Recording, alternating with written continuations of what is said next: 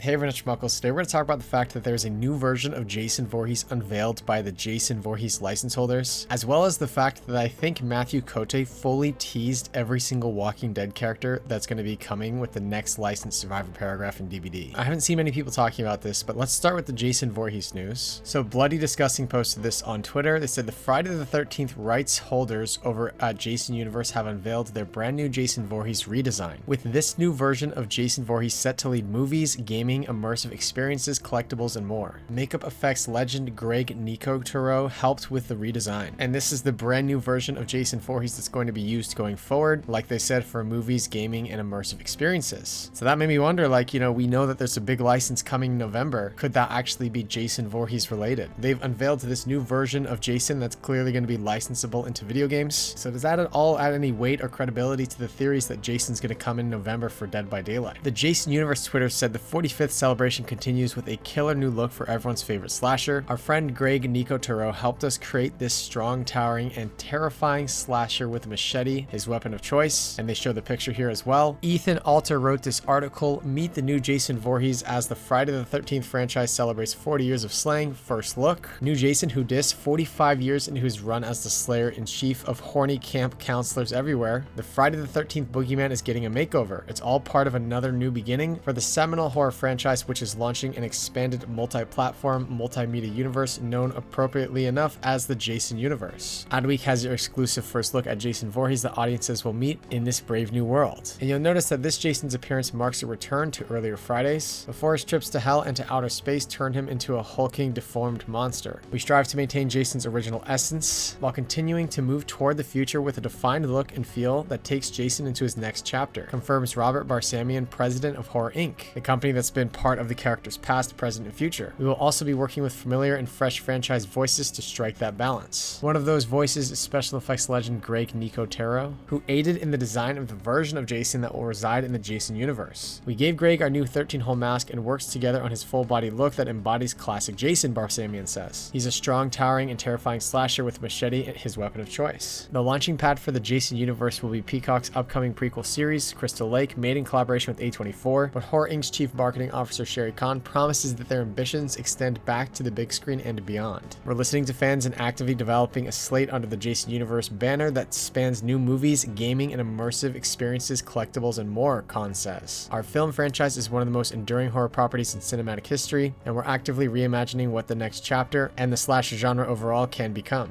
I just thought this was interesting because they now have this brand new look for Jason, and it seems like that this will probably be the version that ends up in Dead by Daylight someday, whether that's as the November chapter or sometime down the line. Like, people are also speculating for the 10-year anniversary Jason could come. If there's a collaboration that is in the works with Jason Universe and Behavior Interactive to bring Jason Voorhees into Dead by Daylight, Behavior will likely have already been aware of this new model and this new look, and will probably use this as a basis to design Jason for Dead by Daylight. However, to be totally honest, we talked about this last video, I don't think Jason is the most likely license for year 10. For me, it's still got to be The Conjuring. I posted this speculation on my Twitter, and someone responded something very logical that I wanted to share. Carrie kind of made the point here, like, The Conjuring used to always be listed as The Nun, but then in the two most recent surveys, they started renaming it from The Nun to The Conjuring, and The Nun actually refers to a spin-off version of The Conjuring. The movie The Nun does feature Valak, but the point is, if they've switched from The Nun to The Conjuring, it's possible that they found an avenue to actually bring The Conjuring into Dead by Daylight, and that's why they changed the name. And of course, Ed and Lorraine Warren would make sense as two licensed survivors in that chapter. That was an interesting fact about the recent satisfaction surveys. Stranger Things Part 2 is my number 2, and someone actually pointed out that November 6th is Stranger Things Day. So maybe the November chapter is going to be timed with Stranger Things Day, and it's going to be like a Stranger Things event or celebration with Dead by Daylight. The timing of the chapter could be aligned with November 6th, which is Stranger Things Day, and maybe they release a Part 2 chapter with 2 new survivors and Vecna as the killer. Those are just different avenues of possibilities for November, but one thing's pretty certain is that The Walking Dead is going to be the next license in DVD. The ones who live being spelled out during the anniversary event, I'm convinced with high certainty that that means Rick Grimes and Michonne are coming to Dead by Daylight as the base skin for the Walking Dead licensed chapter. But something that I'd never really noticed until yesterday was someone posted this really interestingly.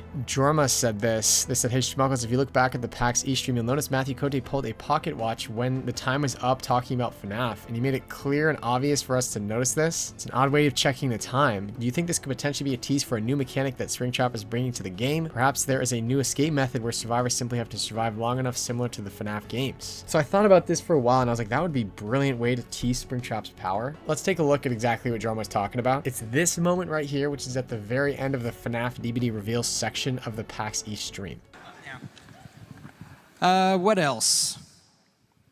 Well, I think we're actually out of time on this one, so it's okay. There's gonna be a big stream. So he does really make it obvious, and you can tell like he looks at Dave like and puts his hand in his pocket, almost to tell Dave Richard, we're gonna execute the bit that we practiced or that we rehearsed, where I'm gonna pull out a pocket watch. He really emphasizes his hand in his pocket to Dave Richard, so it seemed like it was a planned tease or something. And I was like, maybe there's a day and night mechanic gonna be related to Springtrap's power. I know that there was talk of the developers actually trying to make a day and night mode on all of the maps, something that's not the same as Dredge's Nightfall, but literally a day and night different theme for the maps, and maybe that would be related to Springtrap's power, and that's what this is teasing. The devs also confirmed that this door is not just like something that's on the map. This door is related to Springtrap's power. We'll show some screenshots later, and if you watch closely, you might see something very interesting. We're adding on top of the killer a very interesting survivor and killer mechanic that's quite unique to this chapter, that will appear every time you play as Springtrap, or that you face Springtrap.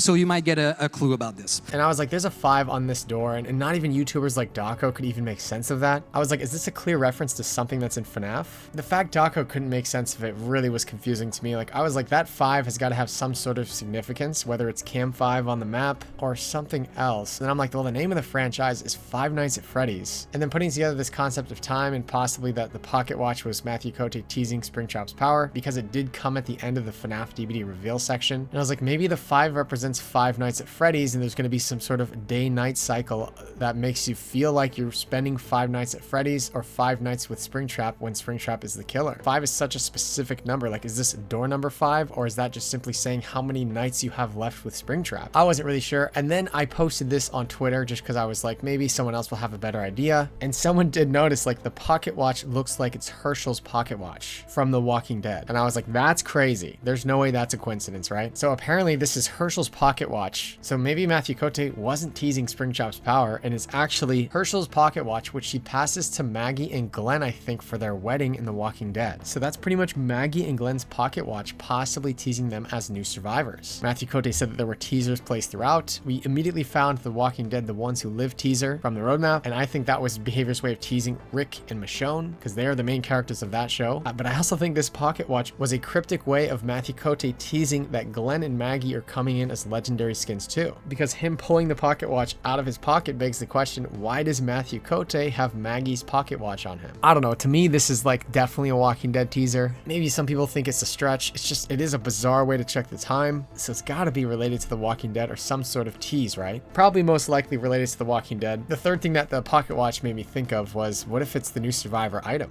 During the anniversary stream, they said there's a new survivor item coming in summer 2025. Perhaps this is going to be a new item you can get out of a chest. I haven't really given much thought to what that new survivor item could be, but there's going to be a lot of new players coming this summer 2025 with the FNAF chapter. I'm hoping that the new item is going to assist new players in some way, shape, or form to play Dead by Daylight. Anyways, we'll definitely post more videos if there's any new news about this. Make sure to like this video and subscribe to this channel if you want to see more content like this. That does it for this video. Goodbye.